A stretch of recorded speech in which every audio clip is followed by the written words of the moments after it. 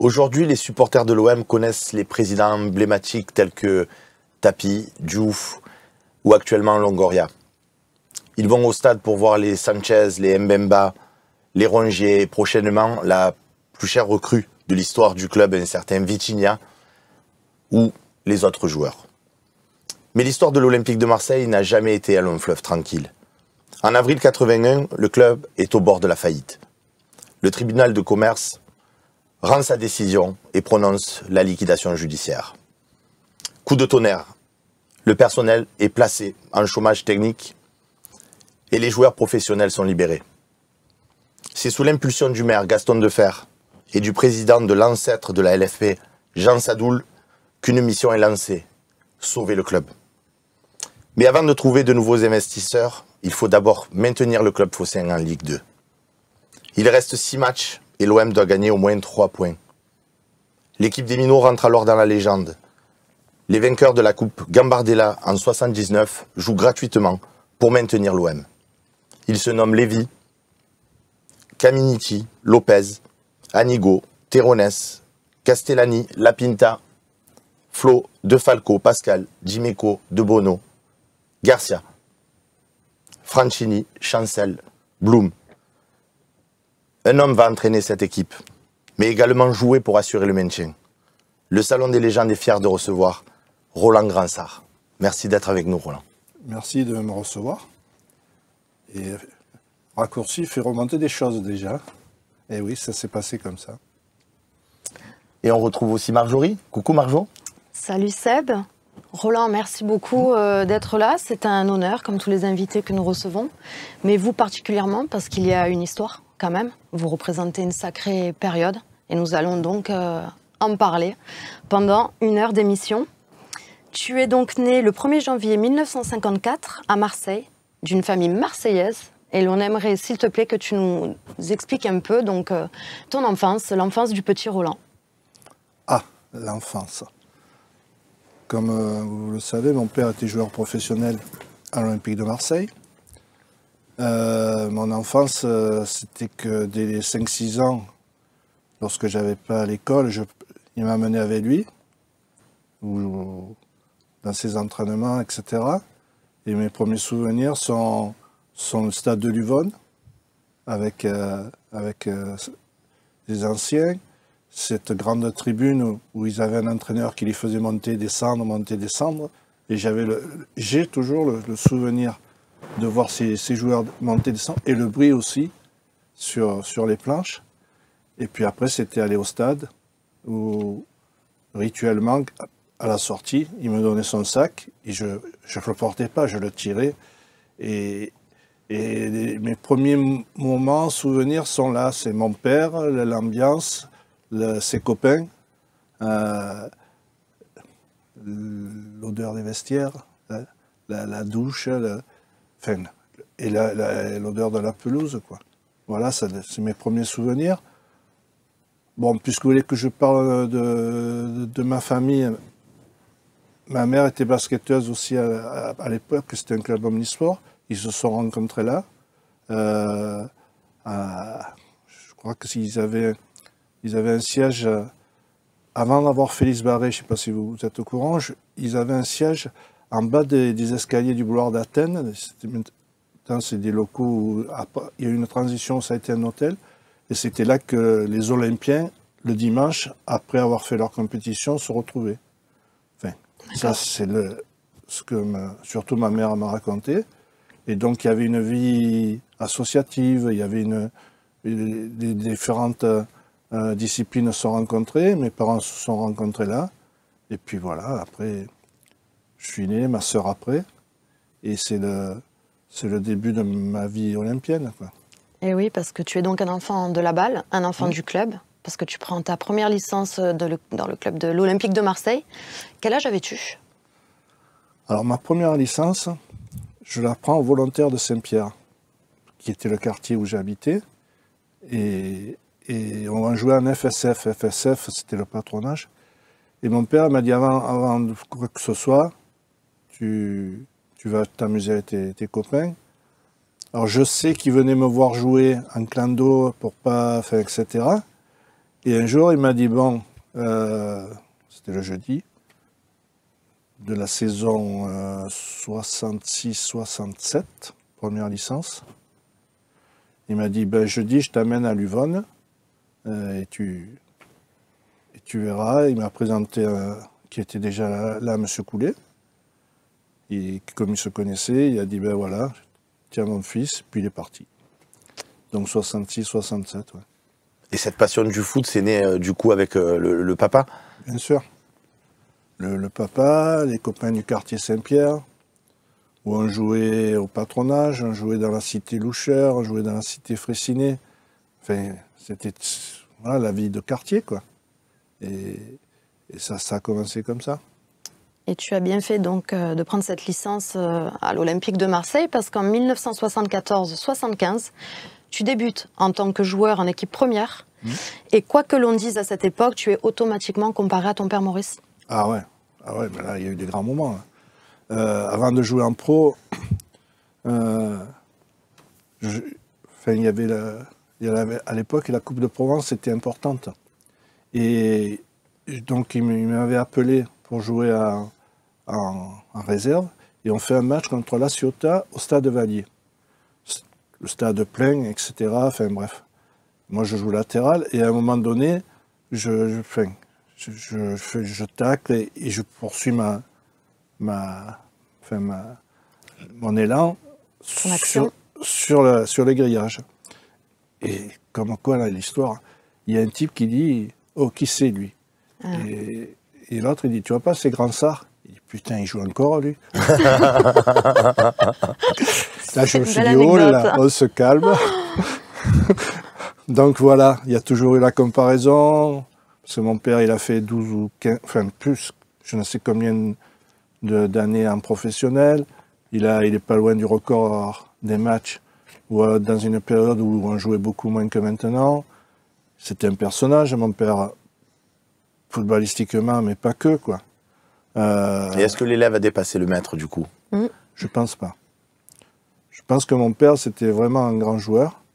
D'ailleurs, je suis pas que par Marseille, parce que quand j'ai bougé, quand je vais à Paris, les anciens, ils me parlent de mon père, qui était très rapide et qui était un peu un costaud, quoi. Et c'était il était de la Capelette avec tout le côté personnage, etc. Bagarreur, méchant.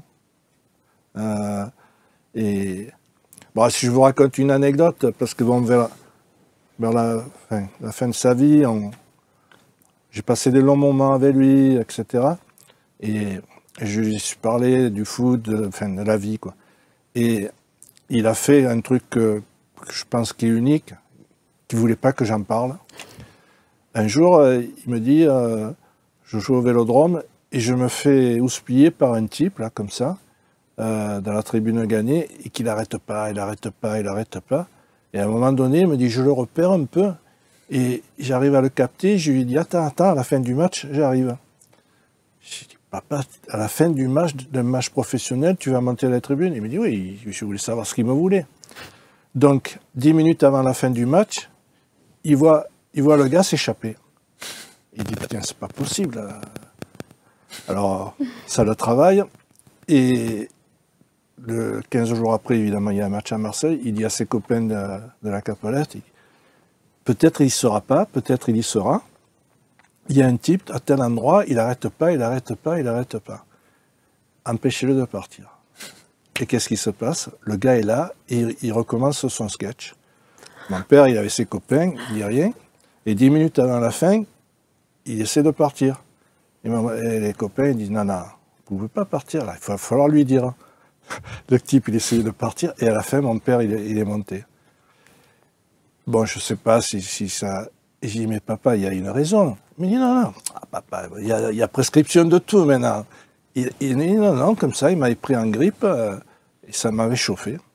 Donc voilà le personnage. Le personnage. Hein.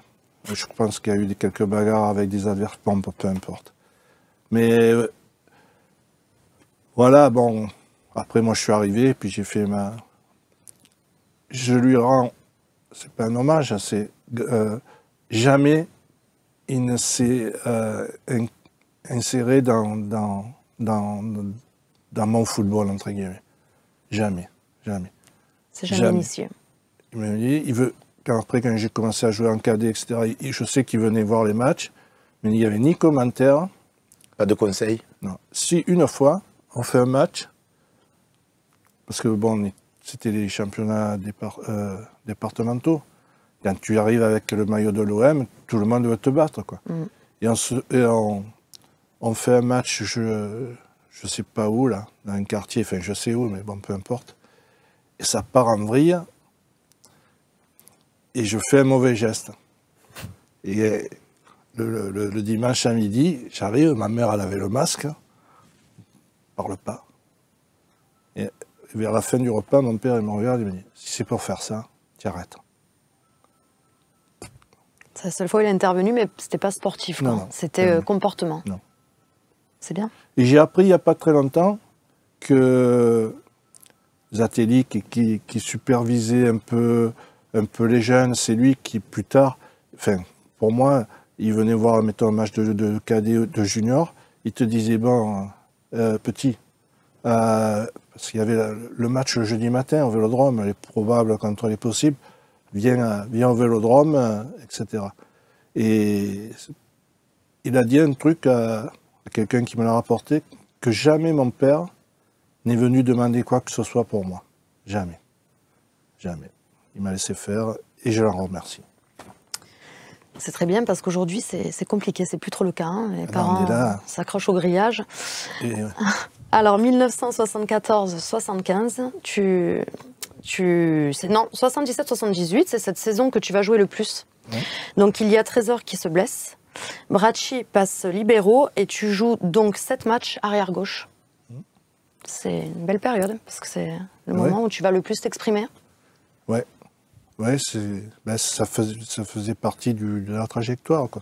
Bon, évidemment, quand tu es jeune Marseillais, pour jouer en pro, il faut des concours de circonstances. Bien parce sûr. que quand tu y arrives, tu n'as que des internationaux.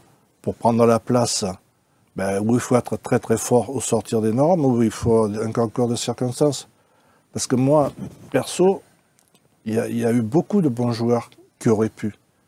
Mais la porte, elle ne s'ouvre pas. Pourquoi elle ne s'ouvre pas? Parce qu'il y a de la qualité au-dessus. Et surtout aussi, à mon avis, c'est qu'il y a très peu d'entraîneurs qui ont les rougnasses pour dire à un international, écoute, tu sors et je vais mettre un jeune. Et le jeune, pour que ça continue, il faut que le premier match, il soit déjà tip-top. Alors la barre, pour un gamin qui sort de ex-3e division, qui se retrouve en première division, au Vélodrome, avec tout ce que ça a, d'émotions, etc., et pour assumer, c'est pas simple. Hein, c'est pas simple. Et le public a toujours été exigeant envers les jeunes, en plus, non, du côté de l'OM. De ton époque, c'était déjà pareil. Quoi. Tu manquais une passe, tu te faisais couper en deux. Quoi. Alors, on peut chercher des explications. Au bout de mon explication, et je sais que ça ne fait pas bien, ça fait mal, je pense que nous, les Marseillais, public, on est décomplexés. Quoi. Ah bon? On est décomplexés parce que tout ce qui arrive de l'extérieur, c'est mieux. Et tout ce qui est chez toi, outre tu n'es pas conscient de ses qualités, mais surtout tu ne les défends pas. Tu lui donnes pas, comme dans certains clubs, le jeune il débute, il y a 3 à 5 matchs et on fera le bilan après. Là, c'est premier match. On ne te loupe pas. Hein. Ouais. Et il y a il y avait des joueurs de qualité qui déjà, ils appréhendaient de jouer au Vélodrome, qui avaient cette pression et que ça s'est relativement mal placé et ça a été ça, leur dernier... Alors qu'ils avaient des super qualités, mais avec la pression, ils n'arrivaient pas à les démontrer. Il faut du temps aussi. Pour quand vous faites 15-20 matchs, vous n'êtes pas le même que celui qui est du premier. Quoi. Et puis voilà, bon. On n'était pas vraiment soutenus. Bon, c'est comme ça. C'était plus de la pression. Ça veut dire aussi que ceux qui ont réussi, très souvent, ils ont été internationaux. Oui. Et oui, tu réussis à l'OM. C'est ça, tu peux jouer partout. Moi, je vois ma génération un peu avant, Brassi, Courbis, Aymon, immense joueur, qui n'a même pas été considéré tel qu'il était par le public marseillais. Mm. Albert, c'était... Et d'autres joueurs, quoi. Plus tard, Nasri, enfin, peu importe. Mais tous... Les minots, entre guillemets, par la liquidation, la porte s'est ouverte, il n'y avait plus personne. Donc ils ont joué, ils ont progressé, ils ont fait des résultats, et certains une carrière. Quand il y a eu la double rétrogradation, ça a permis à des jeunes de monter et de fonctionner et d'exister, quoi. Bon, il ne faut pas souhaiter qu'il y ait toujours une catastrophe pour pouvoir jouer, mais c'est une caractéristique ici. Ah oui, bien sûr, c'est là qu'on voit. Ouais. 1981, c'est l'époque des minots, justement, on en parle. L'OM est au bord du dépôt de bilan. À cette époque, l'OM vire tout le monde, y compris Loul, Kossou, et Jean Robin donc, te propose le poste d'entraîneur, alors que tu n'as seulement que 27 ans et que tu es encore joueur. C'est incroyable. Ouais. Ah, moi, quand on est descendu, j'ai dit, si c'est pour vivre ça, bon, je ne vais pas rentrer dans les détails, ça ne m'intéresse pas, j'ai d'autres choses à faire de ma vie. Donc j'avais décidé d'arrêter. Et je ne savais pas quoi faire. Hein. J'avais des propositions, bon, peu importe. Et il était le président des amateurs, M. Seta, il vient me voir, il me dit, voilà, il y a un poste au centre de formation, je te le propose. Et moi, j'ai 27 ans, j'ai que le BE1. Il me dit, non, mais je sais que tu n'es pas d'accord sur certaines choses, vas-y, va au casse-pipe. Donc j'ai dit ok pour un an. Un an pourquoi? Parce que si ça ne me plaît pas, ben, je m'en vais. Et si je ne conviens pas, encore plus, quoi. Donc il n'y avait aucune arrière-pensée. Et je jouais en 3e division. Monsieur Batteux, qui était l'entraîneur de l'équipe première, régulièrement, il venait me voir et me dit « Roland, vous ne voulez pas jouer ?» Je dis « Non, non, j'ai dit que j'ai arrêté. » Mais venez pour le... Alors, quand tu es dans cette situation, ils te sortent tous pour le club, tu es olympien, c'est ta maison, c'est ton club. Et quand il y a celui, tu n'existes plus, quoi. Tu te prends une torgnole et tu existes. Dégage-toi, dégage. Donc, je jouais, etc. Et un jour, il y a la liquidation. Je suis à Luvonne, il y a M. Robin qui vient me chercher. Il avait une 104 blanche. Il me dit, il y a une réunion au stade, ils veulent te voir. Je dis, quoi? Moi, ils ne me connaissent pas. Si, ils te connaissent. Et voilà, ils cherchent un entraîneur. Et moi, je lui dis, M. Robin, c'est à vous à y aller. Moi, si vous voulez, je vous fais l'entraînement, etc. C'est à vous. Il me dit, non, non, il faut que tu te lances. Et moi, je me souviens, on était dans la contre-allée. J'ai dit, vous ne le sentez pas, le coup, hein? Vous m'avez envoyé au casse-pipe. Il n'a pas répondu. Et donc, j'arrive au Vélodrome. Il y avait, dans l'ancienne salle de la Société du Stade, là, il y avait M. Sadoul, il y avait le président de la Méditerranée, il y avait les représentants de la mairie, il y avait... Il y avait du monde. Oui, et comment on appelle, je ne me souviens plus, ils appelaient là, ceux qui ont un peu réussi dans la vie, là, qui... Chef d'entreprise. Hein. Ouais, ils avaient un truc comme ça, ils étaient tous là, à tabler. Et il me dit, voilà, on te propose l'équipe, il y a 6 matchs, mais il faut que tu nous assures de prendre 3 points. Ah, j'ai dit, alors là, moi, je ne vous l'assure pas. Ah, ils sont tous comme ça. Il dit, comment? Je ne peux pas vous assurer, je ne suis pas marchand de vin, moi, je ne vais pas vous dire... Par contre, je peux vous assurer que d'une chose, c'est qu'on va essayer de tous les prendre. Ah, et Sadoul, il a dit, allez, bon, c'était le parrain, Sadoul. Il dit, allez, c'est toi. Donc je pars. Et on avait la chance qu'il y ait une trêve de 10 jours jusqu'au match de Grenoble. Donc tu fais l'entraînement, tu essaies de protéger, de dédramatiser, et puis faire être prêt, quoi.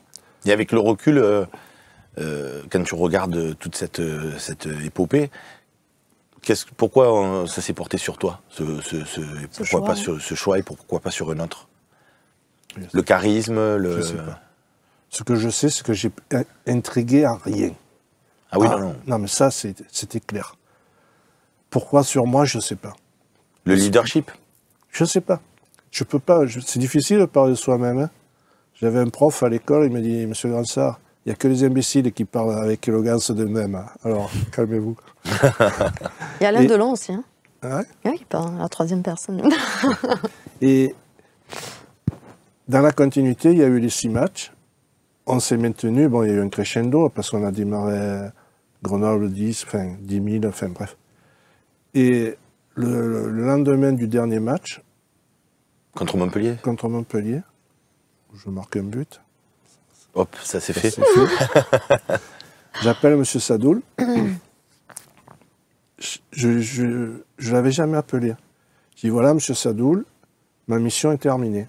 Il me dit comment ça, ma mission? Vous m'avez confié l'équipe avec un objectif. L'objectif, il est atteint. Maintenant, je retourne au centre de formation. Il y a eu un blanc. Il m'a dit tu plaisantes ou quoi?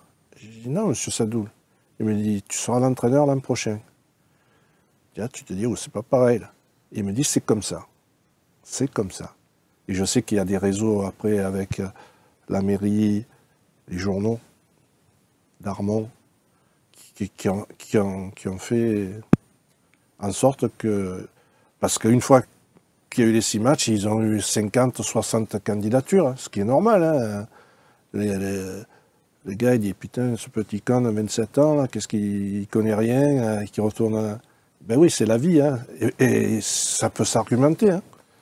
Voilà, ça s'est passé comme ça et c'est parti.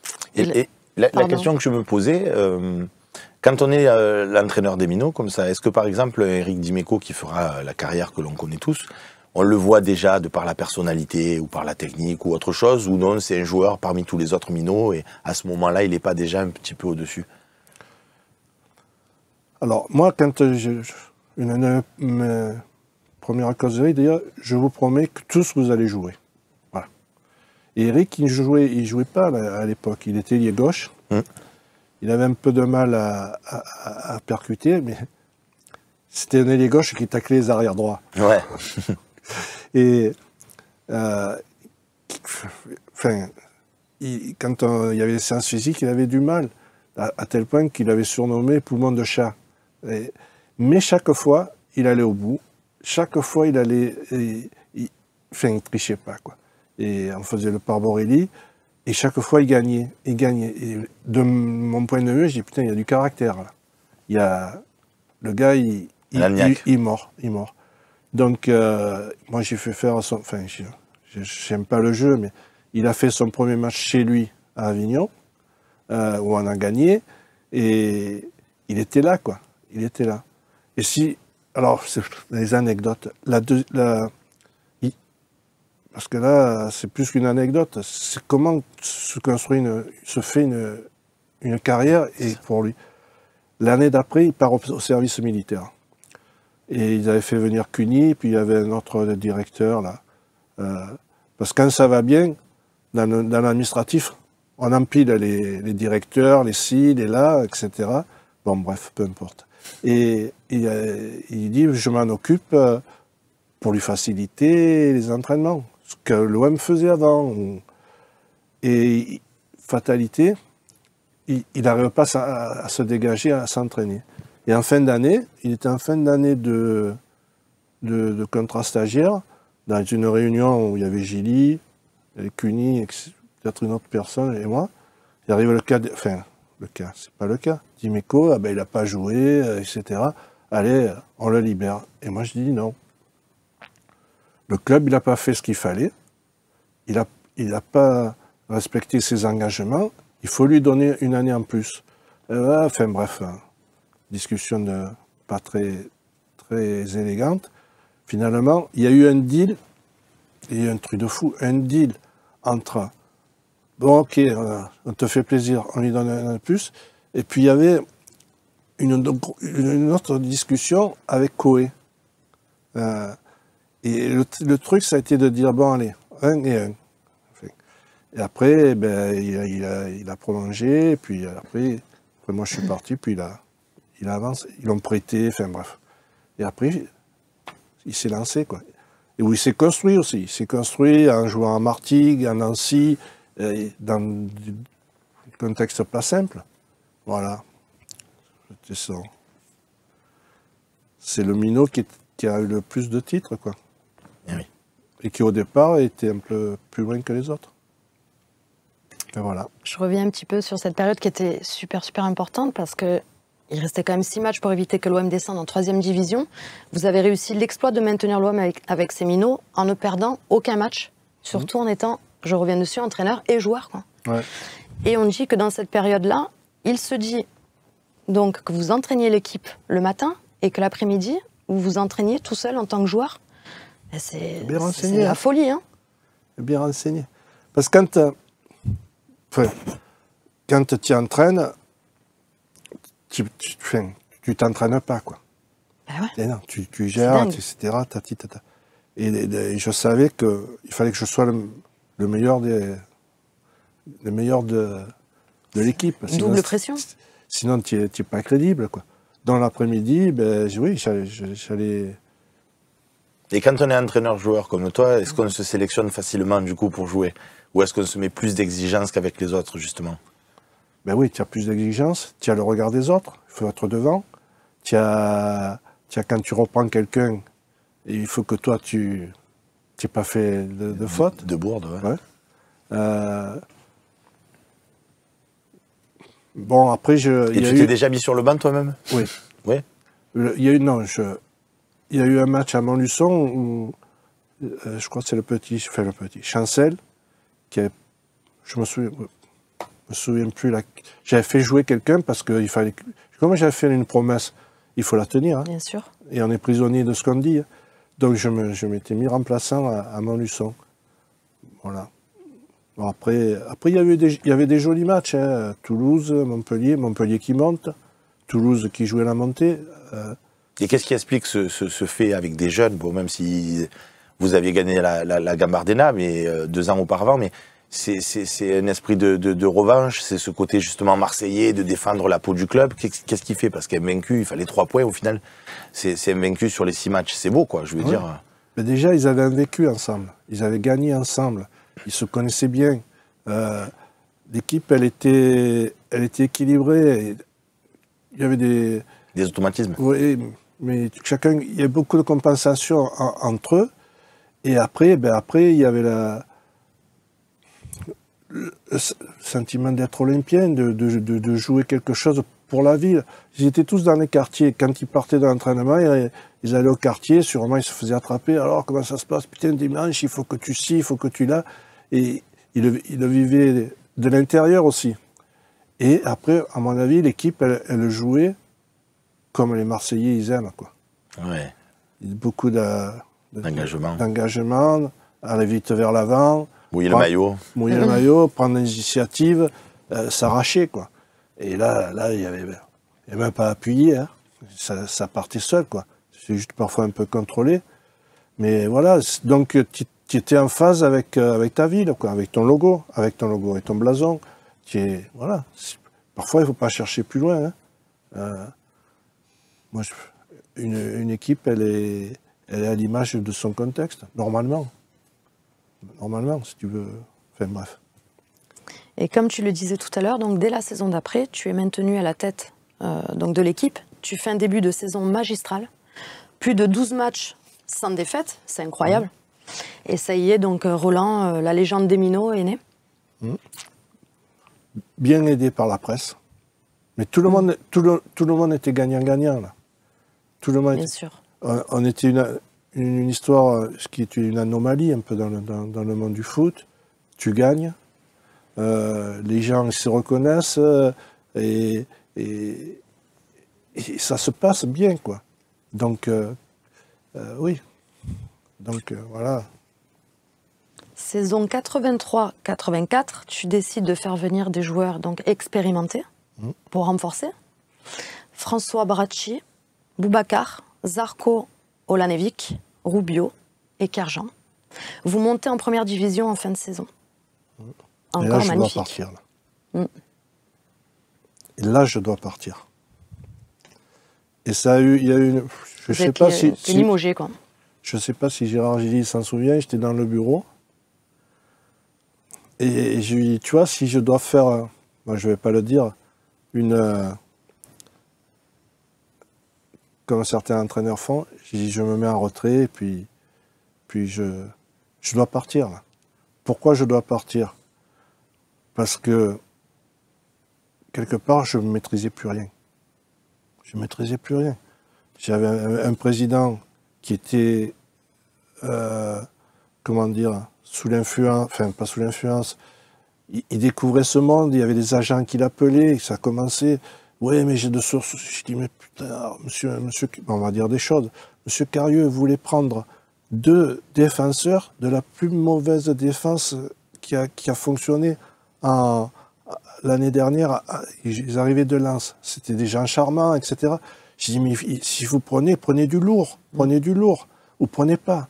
Non, mais tu comprends, j'ai un bon contact avec eux, ça se passe bien au téléphone. Et je dis, ouais, engagez les hôtesses de l'air, quoi. Parce qu'après, ça pas. Après, t'es avec Cunningham, la ligne, tu sais pas d'où, enfin bref. Et là, tu te dis, putain, ça finit sur toi, quoi. Normal. Donc, j'aurais dû partir. Mais bon, après, tu es là, tu dis, putain, c'est mon club. Là des agents sont importants, là, pour dire au calme, la vie est longue, construis-toi. Mais bon, là. Mais j'ai eu ce sentiment, quoi. Ça change vite, un club, l'ambiance. Tout. Moi, quand il y a eu la liquidation, il y avait M. Martini qui était à l'entrée, il n'y avait plus personne dans les bureaux. Plus personne. Il y avait le secrétaire des amateurs, M. Kiap, qui faisait le déplacement, aidé par quelqu'un du district. On partait en car. Quand il y a eu la montée, ça allait dans les bureaux. Il y avait les premiers ordinateurs. Il y avait un ordinateur, il faisait 5 mètres de long.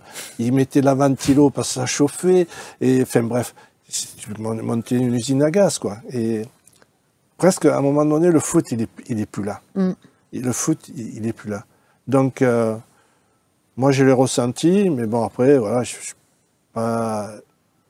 pas été, enfin, je sais pas, perspicace ou. Après, voilà, c'est comme ça, je regrette pas. Hein. Ouais, tu étais jeune aussi à l'époque. Ouais, mais je l'avais dans la tête, quoi. Non, mais entre l'avoir et passer ensuite à l'action. Ouais. Mais je ne me voyais pas ailleurs qu'à l'OM. C'est couillon, hein. C'est couillon parce que tu ne peux pas dire je vais faire 30 ans à l'OM. C'est pas possible, ou n'importe où. Dans des postes à responsabilité, là. En plus, être entraîneur à l'OM, c'est pas simple, quoi. Mais voilà, bon, après, ça s'est fait comme ça, ça se fait comme ça. Et à cette époque, ça se passait aussi comme aujourd'hui, c'est-à-dire que quand tu passais dans la ville, oh, Roland, bravo pour le match, tout ça, c'était déjà le poumon de la ville, l'OM, quoi. Je veux dire, si ça gagnait, tout le monde était heureux, si ça perdait, tout le monde était triste. Ça a toujours été, quoi. Ouais, bon, ma femme, elle avait un magasin de fleurs à Place de l'Opéra. Dont les supporters y passaient, enfin, c'était... c'est curieux que vous parliez de ça. J'avais un président, M. Carieux, que je pense qu'il était quelqu'un de bien vraiment, mais il n'était pas de la région, et ni du milieu. Et bon, il voulait qu'on ait des discussions, enfin bref. Et un jour, enfin, je passe à les détails, un jour, il me dit, tu sais, Roland, j'étais au feu, là, les gens, ils m'ont salué. Je dis, monsieur Carieux, c'est pas vous qu'ils ont salué. Il me dit, comment, c'est pas moi? Il me dit, ils ont salué le président de l'OM. Demain, vous n'êtes plus président de l'OM, ils ne vous calculent plus, les gens. Oui. Et il restait tout couillon. Il dit, oui, c'est comme ça. C'est comme ça, tu n'existes plus. Et là, il m'a dit, ah bon?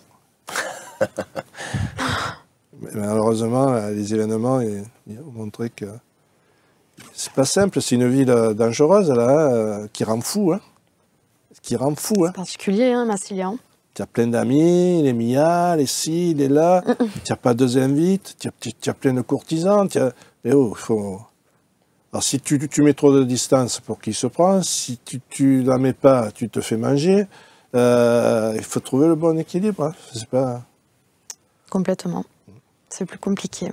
Ouais. Donc, après avoir été limogé donc, en 1985, on a dit de toi que tu avais du sang-froid, que tu dégageais beaucoup de calme, de sérénité, que tu rassurais énormément les joueurs et que tu étais aussi très réputé pour ta franchise avec la presse locale. Ouais. Ah oui? Ouais. Et ton humour aussi, ouais. Apparemment. Et J'ai vécu, bon, il y a eu des grandes équipes, 71, 72, etc.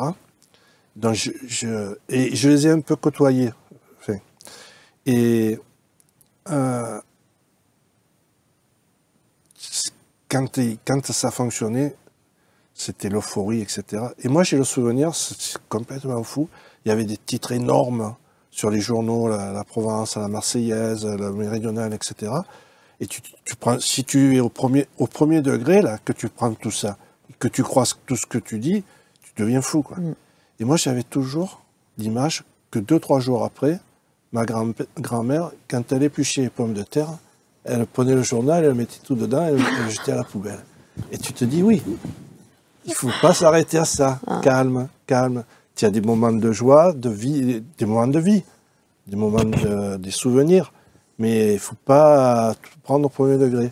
Donc, moi, je me suis un peu construit sur ça, quoi. Ce qui est arrivé aux autres, ça peut t'arriver. Et surtout, par rapport à la presse, dire les choses, quoi. Dire les choses. Dire les choses. Et ils l'ont très bien compris, parce qu'à un moment donné, ils te titillent un peu, etc. Et un jour, bon, vous avez connu M. Valery? Non. M. Valery, c'est le directeur du Méridional. Il t'avertissait, il dit, bon, demain, j'ai sorti le stylo au vitriol. Donc, tu savais que ça allait... Et un jour, on s'entraînait à s'amener, il me dit, bon, écoute, toi, tu es un malin, il me dit. Alors, je t'avertis, que tu fasses jouer en 4-3-3, en 4-5-1, je m'en fous. Par contre, tu mets un taquet à ton président, alors là, je suis là. Là, je m'en fous plus. Je dis, eh ben, vous n'aurez pas cette chance. Donc voilà, après, le respect, il se fait, quoi. Il n'y a pas de copinage, il n'y a pas de non-dit, parce que tout se sait dans cette ville. Déjà, quand tu as un secret, à deux, il y a une personne en trop. Exactement. Donc, tu n'as rien à cacher. Tu dis non, oui, c'est ça, je vous le dis, n'en parlez pas, et ils ont toujours respecté. Et plutôt que de... Voilà. Mais après, il faut avoir la distance, quoi. Essayer. Essayer. 86, tu quittes la cité phocéenne pour prendre les rênes de Bastia. Tu y restes l'entraîneur pour 5 saisons. Donc, si tu peux nous parler de ces 5 saisons. Ah, ça a été rock'n'roll là-bas. Sur l'île de Beauté. Il y a... Bon, puisqu'on est... Quand je me fais pas... Quand je me fais lourder de l'OM, ils ne veulent pas me libérer. C'est-à-dire, ben, il me restait 6 mois de... Parce que quand j'ai signé, c'était des contrats courts, quoi. Voilà. Donc ça se passe au mois d'octobre, je dis, ben, on va négocier jusqu'à la fin de l'année et vous me libérez. Ils ne voulaient pas. J'avais des contacts de première division, ils le savaient. Et quand on met l'histoire que vous avez un peu retracée et la réalité que le gars il te dit non, enfin, il ne te le dit pas à toi, on ne va pas le libérer, imaginons qu'il réussisse. Et là, tu te dis putain, toi, tu n'es pas au niveau pour diriger un club comme ça, quoi. Il faut avoir un peu de hauteur, un peu d'élégance, un peu de classe, dire oui, tiens, on va te libérer et je te souhaite bonne chance. Vu ce que tu as fait ou pas, enfin, pas sortir les violons. Et donc, il ne voulait pas. Et il y avait eu une réunion chez Arsania, et qui avait le domaine de Tournon. Et il y avait Hidalgo, il y avait la presse marseillaise, etc. Et il me dit, bon allez, on t'amène, on va te donner une équipe nationale. J'ai dit non, j'ai 30 ans, il y a d'autres personnes, etc. Mais bon, il y avait l'opportunité, etc. Et ils n'ont pas voulu me libérer. Donc voilà, ils étaient contents. Et en fin de mois de mai, au mois de mai, Bastia, qui était en première division, il m'appelle, etc., tata. Et quelque part, je donne mon accord, en sachant que ça allait être compliqué. Je donne mon accord parce que après Marseille, autant aller dans le dur, quoi. Le sachant. Bien sûr. Si toi, tu as Accompli si déjà le des truc choses ou magnifiques. pas, Hein. si tu as le truc ou pas, il faut aller dans le dur. Il faut pas... Et en même temps, il y a M. Levrault qui m'appelle. Il me dit, je suis avec Bernard. Je dis, pardon. Il me dit, on va prendre le club. On veut que tu sois l'entraîneur. Et moi, je dis, non. J'ai donné mon accord à Bastia. Il m'a dit, qu'est-ce qu'il y en a à foutre? L'autre, il dit, qu'est-ce qu'il y a? Enfin, bref. Je dis, non, je t'ai donné ma parole. Mais tu as signé? Je dis, non, je n'ai pas signé. Et il me baratine, Levrault, Bernès, la nuit, tout, etc. Et je dis, non, j'ai donné mon accord. Et à un moment donné, il y a M. Levrault qui me dit, bon, écoute, on cherche un stopper, là. Qui tu vois, toi? Je dis, moi, je ne vois rien. Il dit, ouais, mais un top. Je dis, ben, prenez Foster. Mais comme ça. Putain, ils ne font pas. Mais tant mieux, hein, c'est pas...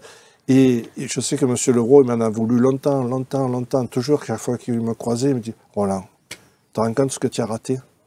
Mais dans ma chronologie, il fallait que je parte d'ici et que j'aille dans le dur. Donc Bastia, c'était... C'était un challenge. Oui. Et on a raté la montée une ou deux années de rien. Après, il y a eu des histoires, enfin... C'était... Et avec le recul, il n'y a pas de regret, justement, d'avoir manqué... Non. Non. Pourquoi? Parce que c'était ma décision et parce que, bon, ça, secret de Polichinelle, moi, je n'aurais pas fonctionné 15 jours. Quoi. Oui. Tu avais des raisons personnelles, bien sûr. Ouais, non, mais... Parce que c'est dur à faire ce choix, quand même. Viscéral, quoi. Il y en a qui ont accepté. Je dis, c'est tant mieux pour eux. Il n'y a pas de jugement ou quoi que ce soit. Bien sûr. Voilà. Bon, il y a une date quand même, hein, 1988. Tu réussis même l'exploit d'éliminer le grand OM de Papin, Foster, dont tu parlais, Giresse et Bernard Tapie. Ah oui.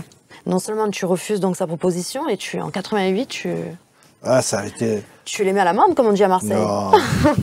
Parce que le match, il aurait dû se jouer sur la Ligue Corse ou à Ajaccio. Ils avaient la puissance. Hein. Bien sûr. Et ils se sont débrouillés de faire le match à Martigues. Et on le gagne. 1-0 à la dernière minute, etc. Tout à fait. Ouais. Non, ben voilà, c'est... Ah, c'est quand même une belle date. Hein. Ouais. C'est un grand exploit. Donc s'enchaîne en 1991, Guignon, chez les Forgerons. Forgerons, donc c'est un petit renseignement que j'ai eu, et je te dirai qui après l'émission. Tu y resteras 7 saisons pour y faire monter le club en première division en 1995. Tu réussis tous tes challenges. Oui. Alors, à Guignon, c'était la première fois, en tant qu'entraîneur, que j'avais des terrains d'entraînement. D'accord. À Marseille, on s'entraînait à Saint-Menet. Quand le gardien il n'était pas de bonne humeur, tu t'entraînais pas. Il n'y avait pas la commanderie encore. Non. À Bastia, tu t'entraînais sur le stade. Hein. Donc, tu négocies avec le gardien la veille. Tu dis, il me faudrait ça. Oui, tu arrives. Il avait mis l'arrosage. Bon, bref. Donc, c'était la première fois où il y avait des terrains d'entraînement. Et ils ont mis dans le foot la mentalité de l'entreprise. C'est-à-dire que moi, avec mon président, on faisait les réunions le mardi matin à 6 heures. Parce que ce qu'il m'a expliqué, dans le monde industriel, les réunions se font très tôt le matin et après tu vas travailler. Donc, ça, et chacun a sa place. Chacun a sa place. L'entraîneur, tu entraînes, le joueur, tu joues, etc. Très structuré. Ouais.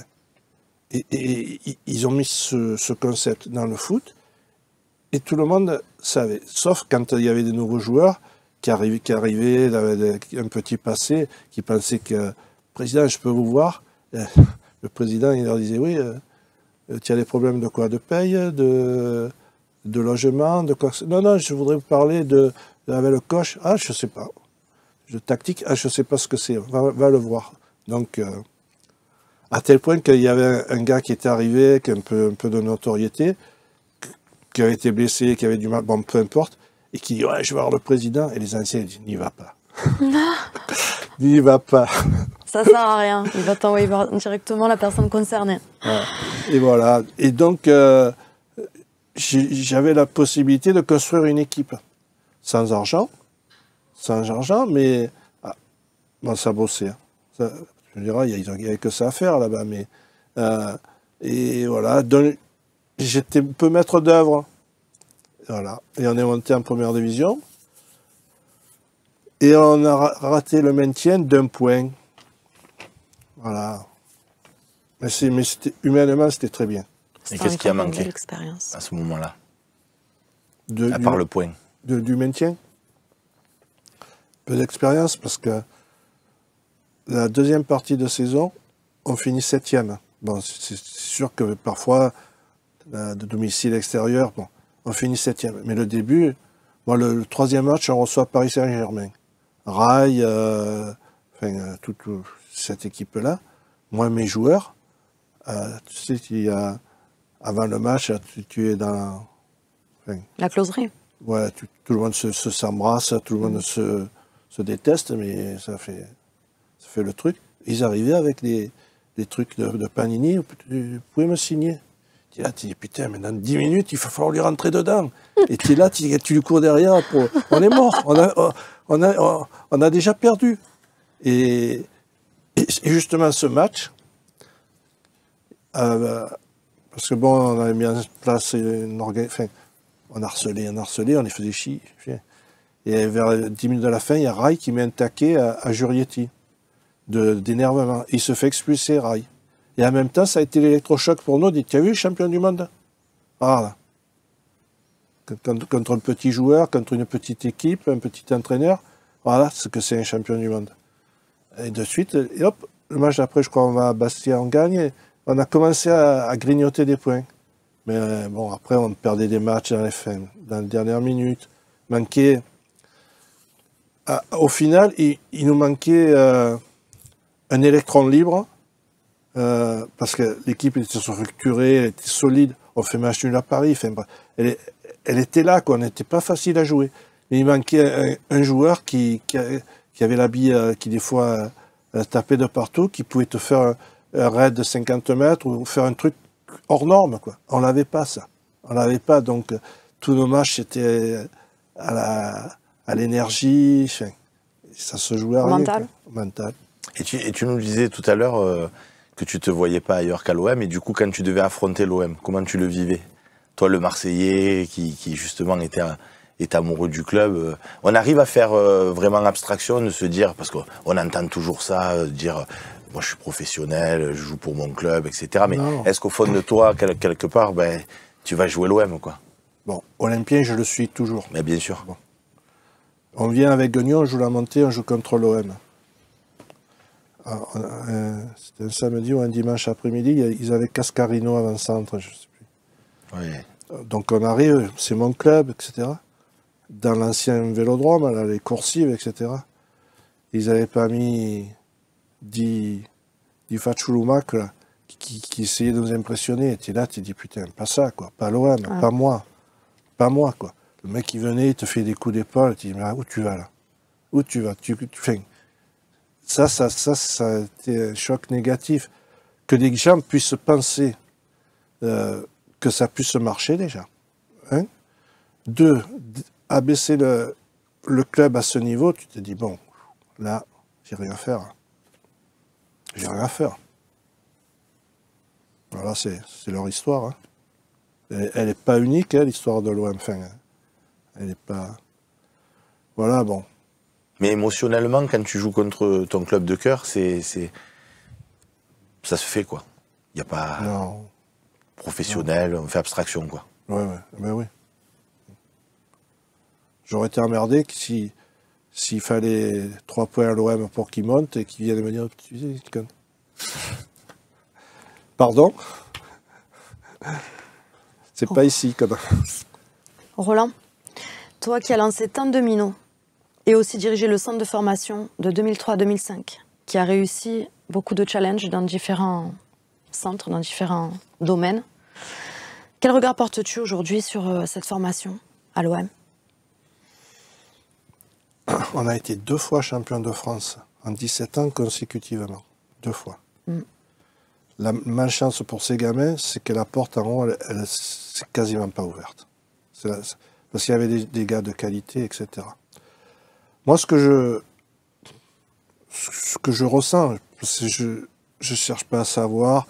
Si les gens ils commencent à me parler, je dis non, moi je sais même pas qui y a, etc. C'est que à peine une équipe elle arrive, elle veut détruire ce que l'équipe d'avant a fait. Et là tu te dis non, mais c'est une histoire. Le club il a une histoire, il a toujours eu des bons joueurs. Président de renommée. Et oui, c'est un vivier. Il y a ça. Respectez-le, essayez de prendre. Et non, par principe, on détruit tout ce qu'il y a avant, et à partir de maintenant, vous allez voir ce que vous allez voir. 2 ans, 3 ans après, ben, c'est à leur tour, et tu n'avances pas, quoi. Enfin, tu n'avances pas. Tu avances toujours, parce qu'il y a des moyens, ils améliorent un peu ci, un peu là, mais sur l'idée, ça peut pas être ça, quoi. Enfin, pour moi, hein, il faut une continuité. Très souvent, c'est incarné. La formation, c'est incarné. Alors, pas qu'à Marseille, mais quand je vois les directeurs de centre qui, en cours de saison, ils partent de Metz, qui vont à Monaco, tu te dis, bon, qu'est-ce que c'est ça? Tu fais ta carrière, quoi. Tu joues pour toi, tu joues pas pour les gamins qui sont là, tu n'as pas le projet de club, et inversement, parce que les dirigeants aussi, hein, ils n'ont pas le projet club. Bon, ils l'ont dans les discours, dans les papers de trucs, mais humainement, ils n'ont pas ça. Enfin, pas tous les clubs. Ça s'est perdu. Pas tous les clubs. Lyon, très longtemps, c'était sa force à Lyon. Tu allais à Lyon, tu allais voir un match de 17 ans, tu avais dans la tribune la Combolas, dimanche après-midi. À Marseille, et équipe B, etc. Ils font pas semblant, ils sont là. Ils connaissent les gamins, les gamins savent que leurs responsables, ils sont là, les éducateurs. Donc, ouais, bon, après... Puis Lyon, ils privilégient beaucoup leurs jeunes. Hein. Ouais, c'est l'histoire de... Bon, il n'y a pas de fatalité. Hein. Mais malgré ça, il y a toujours des bons joueurs. Oui. Parfois, il y en a qui partent. Bon, après c'est aller au Vélodrome. Hein. C'est le Vélodrome qui fait beaucoup. Eh oui. Ça tombe bien, ses supporters. C'est là. Hein. Mais bon, après, là, c'est des challenges. Hein. Puis il ne faut pas comparer les époques. Quoi. Enfin, il ne faut pas. Oui, on le fait de fait, mais chacun sa... Enfin, on le fait automatiquement. Oui, chacun son histoire. Parfois, il y a des minots qui ont un ressentiment par rapport à leur époque, par rapport à ce qu'ils ont amené, ce qu'ils ont donné, et qui pensent qu'il n'y a pas de retour. Ce qui est vrai en partie. Mais je dis, mais c'est pas ça l'essentiel. L'essentiel, c'est, regarde, aujourd'hui, ils font un film sur toi. On parle des minots dans Marseille. De suite, ça identifie une période et des joueurs. C'est important, ça. Tu as vécu, quoi. Ne la ramène pas. Voilà. Ne la ramène pas. Voilà. Au contraire, tu as été. Se respecter soi-même. Tu as été. Et bien voilà, ils me disent, bon, c'est un peu prétentieux ce que je vais dire. Toi, pourquoi tu fais pas ci, pourquoi tu fais pas là, pourquoi tu revendiques rien, etc. Je dis, pourquoi tu veux que je revendique? Je suis, hein. J'ai pas besoin de revendiquer. Je suis, c'est tout. J'ai pas besoin. Voilà. Tu sais ce que tu as été et ce que tu es. Je sais pas si c'est clair. Si. Oui. Voilà. Toi, tu es conscient au fond de toi de ce que tu as été, de ce que tu as fait. Et voilà, j'ai pas besoin. Et ça perdure, quoi. Voilà. Dans ton cœur. Voilà. Le paradoxe, c'est que ils sont allés me chercher pour que je sois président des anciens. Parce qu'au début, je voulais pas, parce que c'était me ramener avec l'OM. Et bon, j'ai accepté parce qu'ils allaient disparaître. Et aujourd'hui, ça se réchauffe avec eux. avec la direction actuelle. Parce que j'ai compris qu'ils se rendaient compte qu'ils n'avaient pas de réseau dans la ville. C'est important, Marseille. Et donc ça se réchauffe par l'intermédiaire du walking foot. Et je voudrais qu'il y ait une section OM de walking foot. Et essayer d'accrocher. Pour le moment, on a une équipe que d'anciens joueurs. Ils n'ont pas, pas tous joué en pro. Mais voilà, essayer de les ramener pour que ça soit la mémoire du club, pour que voilà, ça vive. Ça vive. Bon, on est en négociation, là, gentiment. Mais je leur dis surtout, s'il y en a un qui vous dit que Grand Sarre, pourquoi ils ont acheté Tartampion et pas du Schnoll, c'est un menteur. Je ne veux même pas savoir. Moi. Je ne veux même pas savoir si vous achetez un arrière droit. Oh, ça ne me regarde pas. Voilà. Ça ne me regarde pas. Par contre, il y a des actions à mener. Bien sûr. Et on tape un peu dans les objets de la fondation, là. Sport santé, tout ça. Donc, ils sont ouverts. On doit se voir lundi. Et moi, je voudrais, parce que c'est mon deuxième mandat, j'aurais déjà annoncé qu'après j'ai arrêté. Il ne faut pas trop rester longtemps. Que les relations soient institutionnalisées et qu'après, chacun le fait vivre, quoi. Dans le foot et dans l'OM. Le walking foot, ça va démarrer, c'est obligé. Mais qu'on soit les premiers, pour une fois, pas que... C'est les précurseurs. Ouais. Voilà, bon, pour marquer une époque et un club. C'est peut-être naïf, mais voilà. Voilà le discours que j'ai, mon petit challenge perso, quoi. Encore un challenge. Voilà, ouais. Mais il en faut, sinon la vie serait... Il ne se passerait rien non plus, il n'y a pas de personne de challenge. Eh oui. Mais bon, j'essaie qu'il soit réalisable aussi. Hein. Mais voilà, bon, après, tu peux dire, je peux refaire l'histoire. Si là, si patin, question c'est. Voilà, je fais mon chemin. Avec des si. Ouais. Comme il dit l'autre. J'ai pas vendu mon âme jusqu'à aujourd'hui. C'est une fierté. Parfois, tu peux pas faire autrement. Hein. Attends, hein. Mais bon, moi, je préférais... Moi, j'étais bien à Guignon parce que tu étais l'acteur de ton équipe, quoi. Et d'un président remarquable. Le président, il est arrivé à 7h30 au stade. Alors, coach, quelle est l'équipe? Le président, j'ai un problème. Je vous paye pour ça. Réglez-le. C'est beau, ça. Ouais. C'est beau. Et tout le monde le savait. Et quand tu allais voir un joueur, il t'écoutait, quoi. Et oui, parce que tu étais pris en tu as considération. Des clubs, tu as le directeur de cible, mais qu'est-ce qui t'arrive? Enfin, tu connaissais et tout se déstabilise. Ça n'empêche pas que tu te trompes, hein. Attends. Hein. Mais au moins, c'est clair, quoi. Voilà, vous me faites parler, là. Et tu es là pour ça, hein, Si tu avais un moment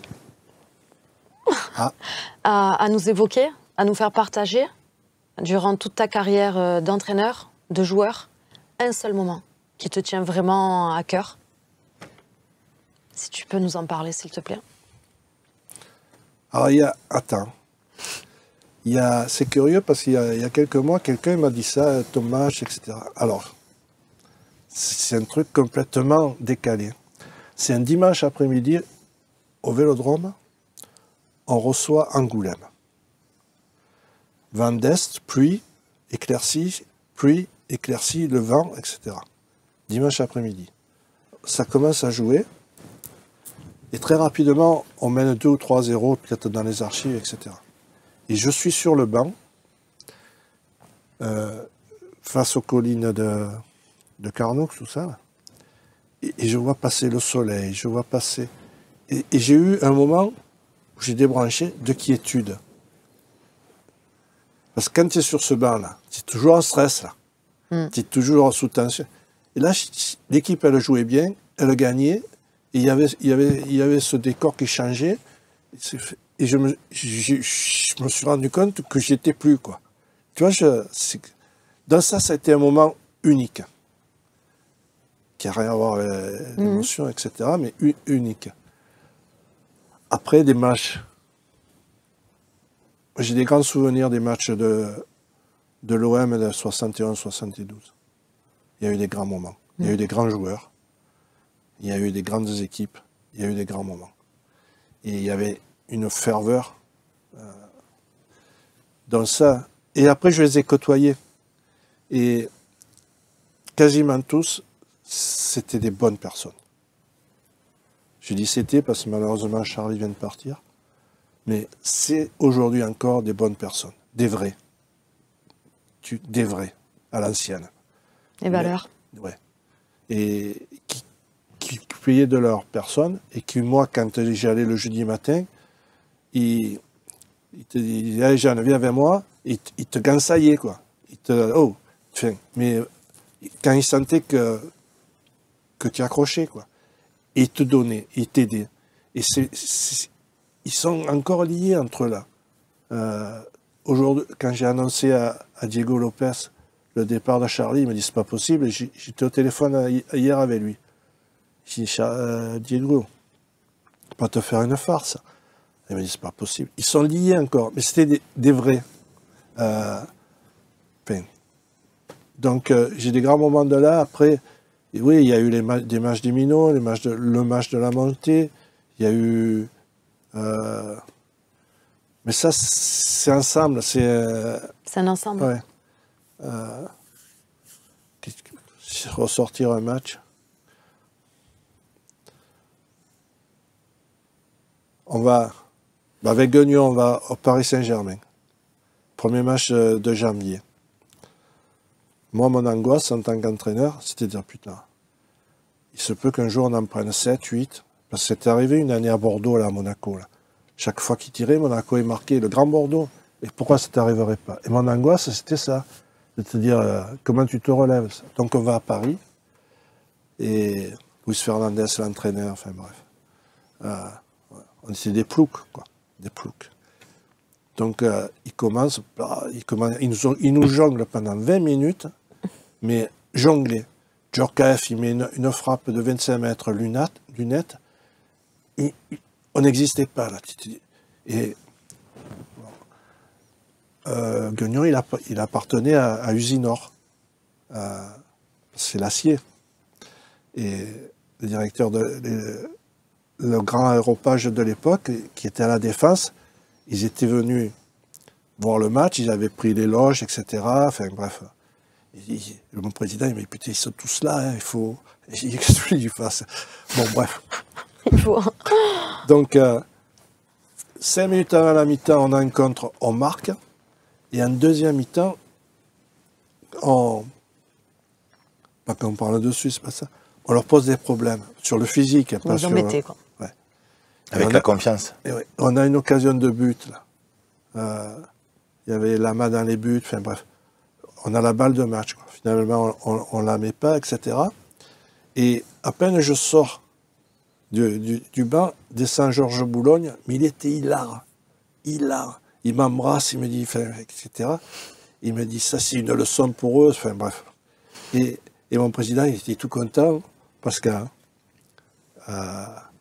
l'aéroport, d'un coup, ils se sont gonflés, quoi. Ah ben, ouais. Ça donne de la valeur, là, l'importance. Donc voilà, c'est un match qui est un peu particulier, et encore plus particulier parce qu'on avait des primes au classement.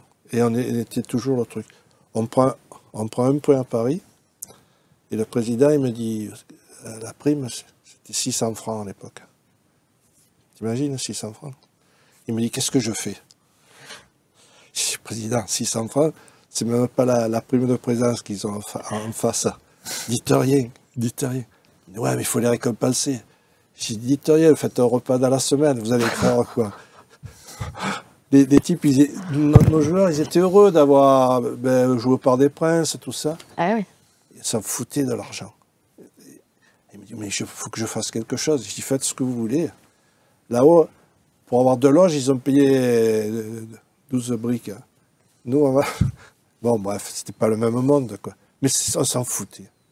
Et le plus important, c'était ça, c'était de vivre, quoi. Ça, moi, je lui en parle aujourd'hui, mais tu parles aux joueurs ils s'en souviennent, Comme ça si va c'était leur faire hier. remonter des choses, quoi. Et l'important, c'est ça. Enfin, naïvement, mais C'était un bon moment. voilà, sereinement. Nous allons continuer et finir cette émission malheureusement avec une série de petites questions Aïe. et réponses courtes. Si c'est OK pour toi.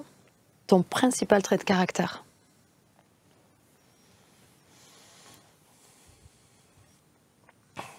Ah.